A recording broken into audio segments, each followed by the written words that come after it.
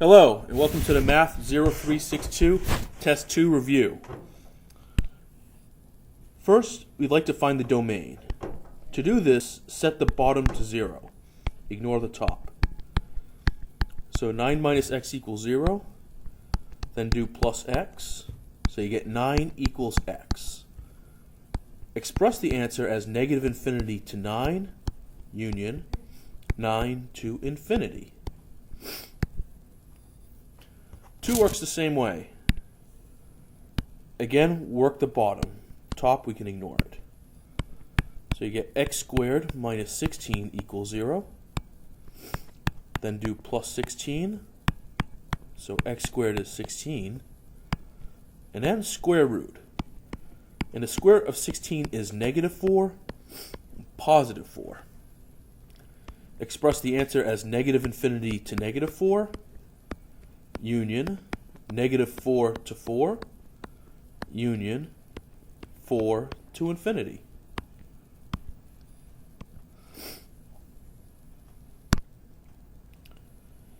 In question 3, the trick is to factor as much as possible first. The top is a perfect square. It becomes 3 minus x and 3 plus x. Now notice the top and bottom. They almost look the same, but they're in a different order.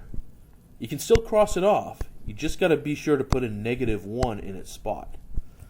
So what's left is negative 1, parentheses, 3 plus x.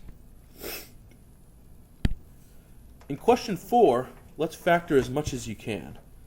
Up top, you can factor out x squared to leave x plus 4. On the bottom, x squared becomes x and x. 8 breaks up into 4 and 2, which I like because I can make that equal to 2 if you do plus and minus. Notice x plus 4 appears in top and bottom.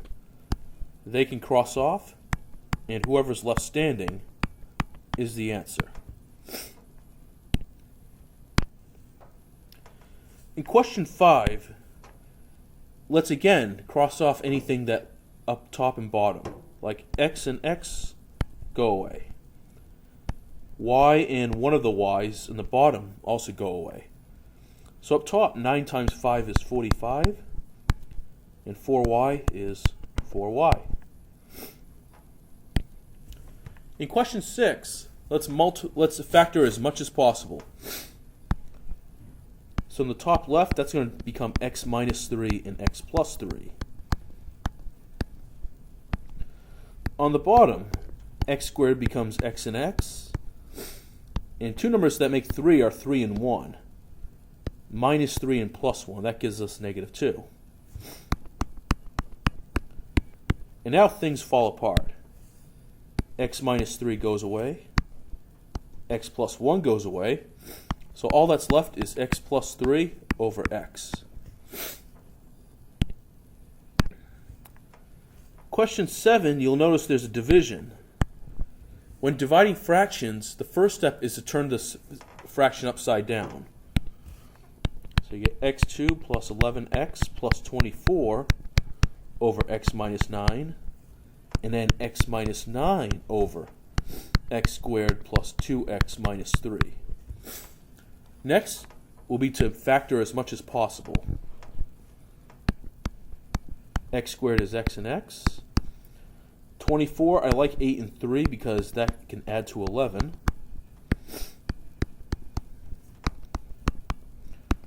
Then in the bottom right, x squared becomes x and x. 3 is 3 and 1, which I like because I can do plus 3 and minus 1. And then things fall apart. X minus 9 goes away. X plus 3 goes away. So you're left with x plus 8 over x minus 1.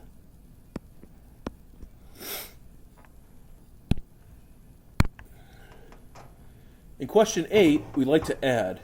In order to add, the bottom has to be the same. And lucky for us, it is. So just have x minus 8 in the bottom. And up top, just do like terms. So 1x plus 4x is 5x. 5 plus 6 is 11. Same thing for the next question. The bottom is already the same. But then the negative, that will distribute, so it becomes negative 10x and minus 18. 11x minus 10x is 1x. 14 minus 18 is negative 4. Technically, this is the answer, but we can factor this some more. So x and x. 24, I like 4 and 6 because that can get to 10.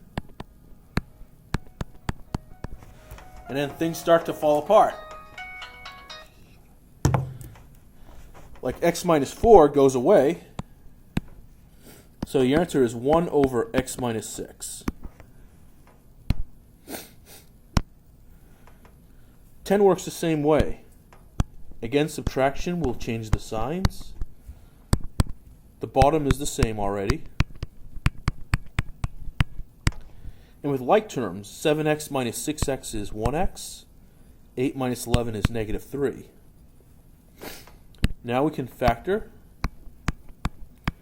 X squared is x and x. 27 is 9 and 3, minus 9 minus 3. And notice how x minus 3 can cross off. So you're left with 1 over x minus 9.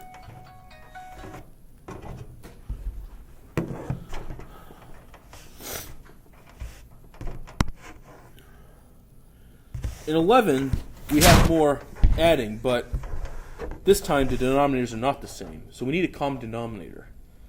Notice how both terms in the bottom have x. But this has x2. This needs one more x. So we give it. Also, this fraction, the second fraction, has 5 in the bottom. The first one needs 5 as well. We have to make things fair. So now that everything's fair, I can write as one fraction. So I have 5x2 on the bottom. And up top, 5x times 1 is 5x, plus 2 is plus 2. For question 12, it works the same way. I can turn whole numbers to fractions if you put under 1. But the first fraction has x in the bottom, so the second fraction needs an x. Now that everything is fair, because they both have x, I can bring the top. So it becomes 3 minus 4x over x.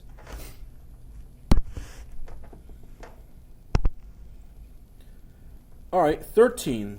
The denominators are not the same, but let's factor. Maybe they have something in common. X squared is x and x. Two numbers that multiply to 6 are 6 and 1. I like that because positive 6 minus 1 is 5. You'll notice that both fractions have x minus 1 in the bottom. But the first one has x plus 6. So the second fraction would also like to have x plus 6. Now that everything's the same, I'm going to write the bottom once. And everything up top, bring it down. So 7 minus 3, parentheses x plus 6. At this point, the last step is to distribute and do like terms. So we get negative 3x minus 18, but then negative 18 and 7 combine to become negative 11 minus 3x. Bottom stays the same.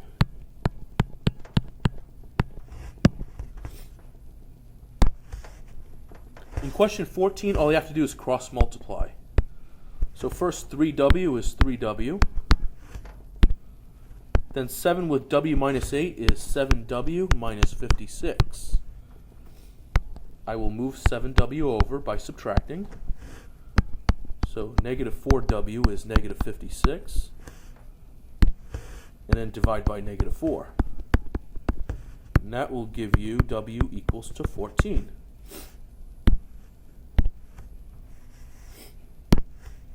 All right, 15's long. Let me write out the problem again.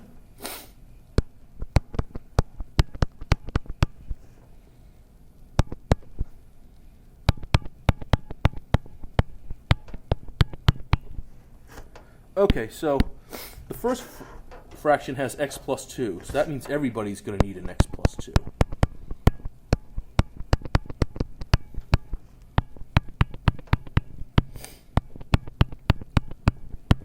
The last fraction has an x minus 2. So that means all the bottoms need x minus 2 as well. Once all the bottoms are the same, and they are, we only need the top. So up top is 6x, x minus 2, minus 6x plus 2, x minus 2, equals x minus 23, and x plus 2. Next step is a lot of factoring, a lot of distributing. So we're going to get 6x2 minus 12x. Then here if I FOIL, it's x squared minus 2x plus 2x minus 4. 2x and negative 2x go away.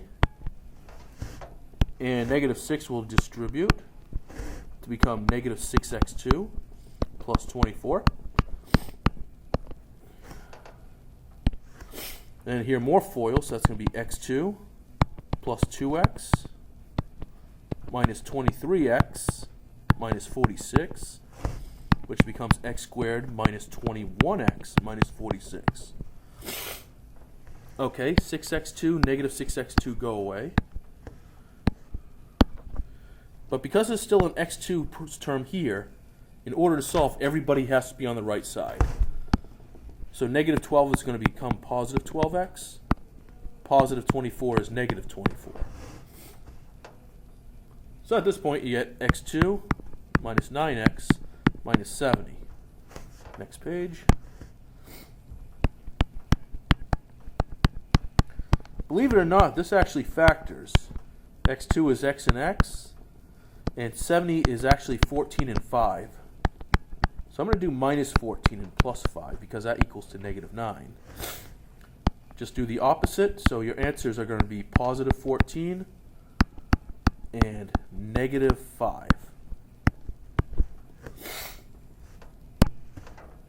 (16) is just a cross multiply. So a with a minus 5 becomes a2 minus 5a. And then negative 6 with a minus 2 becomes negative 6a plus 12. Because there's still a square on the left, everybody has to go left. So I have to do plus 6a and minus 12. This gives us a2 plus 1a minus 12. This does factor. A squared is a and a, 12 is 4 and 3. And then if you do the opposite, you're going to get a equals negative 4 and a equals positive 3. All right, in 17, let's factor the bottom as much as possible. So that will be x and x, 5 and 2, plus 5 and minus 2 specifically. For the first fraction, I'm going to multiply by x minus 2.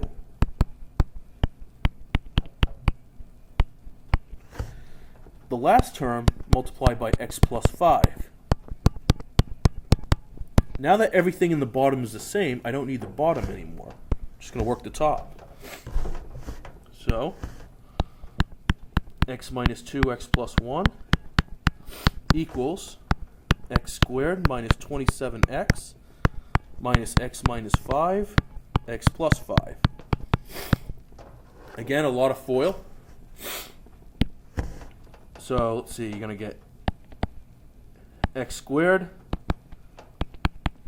minus 2x plus 1x minus 2, which becomes x squared minus 1x minus 2. Then x squared minus 27x. And this is a lot of FOIL. X squared plus 5x minus 5x minus 25. 5x and negative 5x go away, but then the negative sign distributes, so it becomes negative x squared and plus 25. Good news, the x squared and negative x squared go away, but because there's still x squared left, everybody must move to one side. So we're going to do plus 27x and minus 25. From here you get x2 plus 26x minus 27.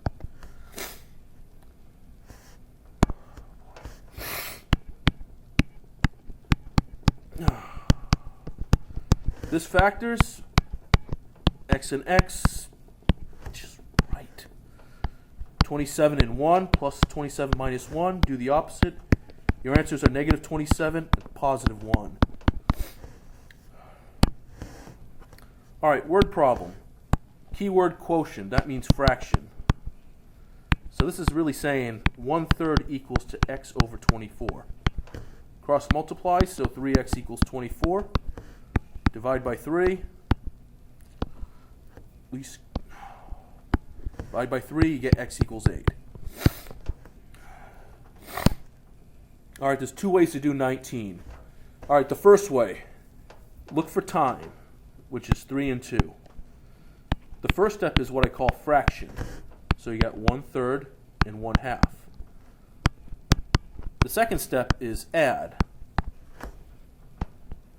So I need a common denominator, so that's going to be 2, which is 6, so that's going to be 2, 6 plus 3, 6, which is 5, 6. And then the last step is reciprocal. The reciprocal becomes 6 over 5, and we're done. Another way of doing this is using the acronym MAD. Multiply, add, divide. So if you multiply, 3 times 2 is 6. 3 plus 2 is 5. And then the answer will be 6 over 5. I showed you both because there are some instructors that do not like using MAD. So ask your instructor first to see if it's okay. If not, use the other one. All right, with the jogging problem, I need distance and I need time. So the first distance is 14. They didn't tell you time, so I'm just going to write x. The second distance is 10, and the speed is reduced by 2. That means x minus 2. All you have to do is cross multiply. So 10x is 10x. 14 and x minus 2 will be 14x minus 28. Send negative 14 over. Negative 4x equals negative 28. Divide by negative 4. You get x equals 7. The second answer, the cooldown portion, would just be 7 minus 2, which is 5. So your answers are 7 and 5. All right, for 21, we'll just work the top, then the bottom. All right, for the first one, I need an x, so that means you get 3x minus 7 over x. The bottom, I need an 8x, so that becomes 8x squared plus 7 over 8x. Fractions is division, so turn the second upside down.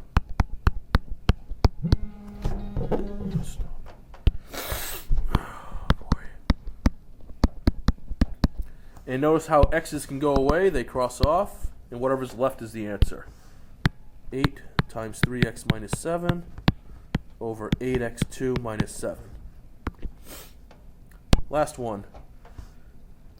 Top has x's, but the first part needs one more, so you're going to get 7x plus 2 over x squared. Bottom, I don't have to do anything. Let's just flip it over.